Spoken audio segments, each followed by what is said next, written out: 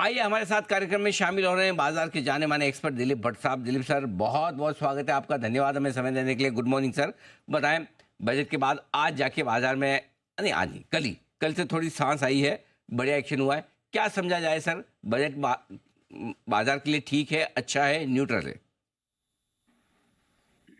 Anil ji, always a pleasure कि आपके साथ बात करने का मौका मिलता है और जी में आने का मौका मिलता है। Thank you so much. Sir, thank you. और ये बजट, इसमें कोई दो राह नहीं कि बजट बिल्कुल बहुत ही अच्छा रहा है from the economic point of view, from the market point of view और even from the people's point of view. I think from all the three point of view budget एक बहुत ही अच्छा माना जाएगा, इसमें कोई दो राह नहीं है।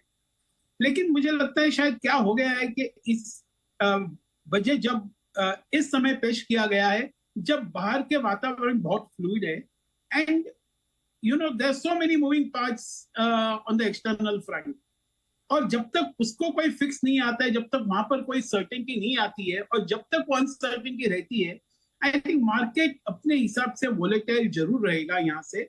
और one has to be careful यहाँ पर। ऐसे नहीं, आई थिंक एक बहुत अच्छा रैली देखने को मिला कल और 25 का न्यू हाई भी बनाया मार्केट ने।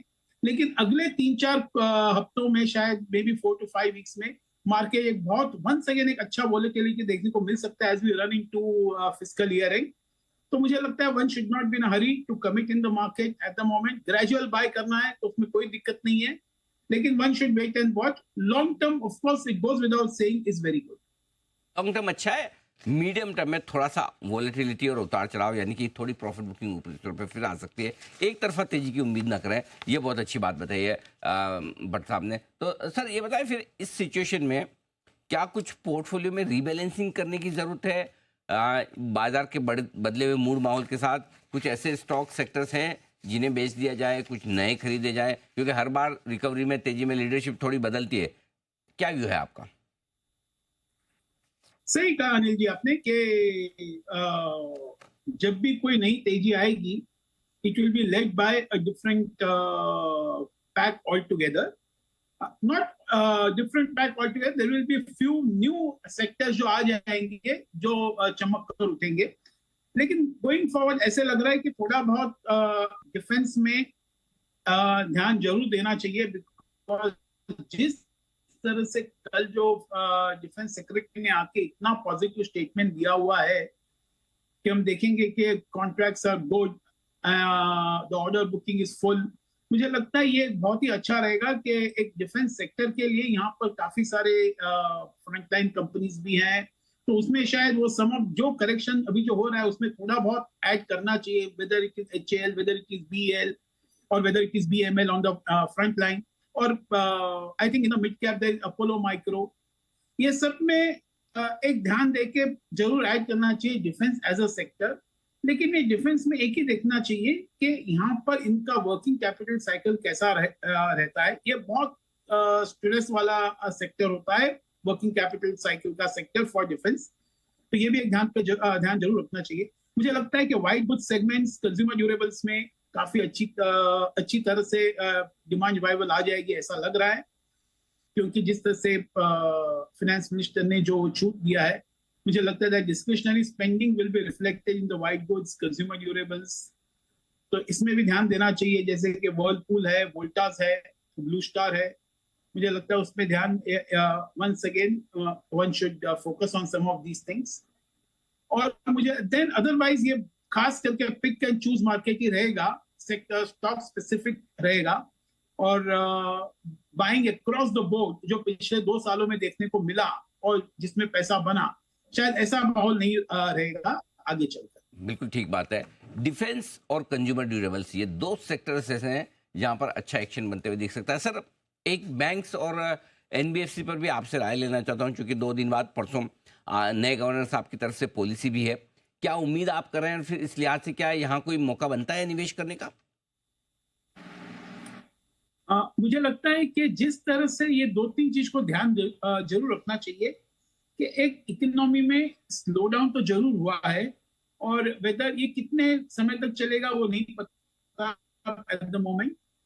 मुझे लगता है कॉर्पोरेट लोन्स काफी ठीक है, लेकिन जहां तक अनसिक्योर्ड कंज्यूमर लोन्स है वो जिसपे आरबीआई की भी नजर है, और जो एक बहुत अच्छा ग्रोथ दे रहा है क्रेडिट ग्रोथ में बैंक्स और एनबीएफसी को, और जहां निम्स भी बहुत अच्छे हैं, तो ये एक सेक्टर शायद एक स्क्रूटिनी में आ सकता है, रडार में आ सकता है। मुझे लगता है बैंक्स और एनबीएफसीज में I will buy more as a defensive buy rather than as a proactive sector which can give good returns.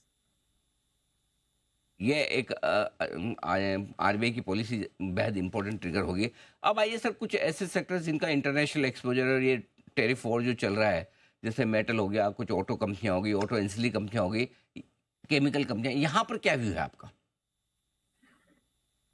मुझे लगता है ये सब आई थिंक अनसर्टेनिटी काफी रहेगी और वोलेटिलिटी काफी रहेगी, और जब तक कि इसमें क्लैरिटी नहीं आती है कि ट्रम्प क्या करना चाहते हैं, काफी लोग ये भी कह रहे हैं कि शायद India will benefit. I think maybe India will benefit without any doubt. और अगर if since we all trust Modi so much, I am sure that वो जब जाएंगे तो एक बहुत ही अच्छा डील इंडिया के लिए करके आ जाएंगे। लेकिन मैं ये मानूंगा कि अभी फिलहाल ये सब सेक्टर एक थोड़ा जरा अनसर्टेनिटी के जोन में है, और इसमें फिलहाल इमीडिएट कमिटमेंट नहीं करना चाहिए, because valuations are also not cheap, is not in your favour. तो ये दोनों को ध्यान में रखते हुए मैं यही मानूंगा कि one should wait and watch, one should not be in a hurry to commit. जैसे सिर्फ एक बात आपको बता दूं, शायद पता होगा लोगों को, ऑटोमोबाइल सेक्टर और एयरलाइन सेक्टर वर्ल्ड वाइड एक सेक्टर है जो बहुत सिक्लिकल होता है, और कोई ग्रेट रिटर्न दिया नहीं है वर्ल्ड ओवर और even in India on an overall basis. बाजार के बड़े पसंदीदा स्टॉक रहे हैं सर ये ई कॉमर्स कंपनियां, न्यू एज ई कॉमर्स कंपनियां, प्लेटफॉर्म स्टॉक्स वगैरह। आखिर में थोड़ा करेक्शन भी आया, क्या यहाँ पर आपको निवेश का मौका दिखता है? यदि हाँ तो क्या पसंद है आपको? मैं कहूंगा कि Zomato Swiggy looks the best of the pick from this particular sector. Valuation जैसे मैं कह रहा हूं कि is not in your favour, is not in the favour of the investor, इसमें भी कोई दो राह नहीं है।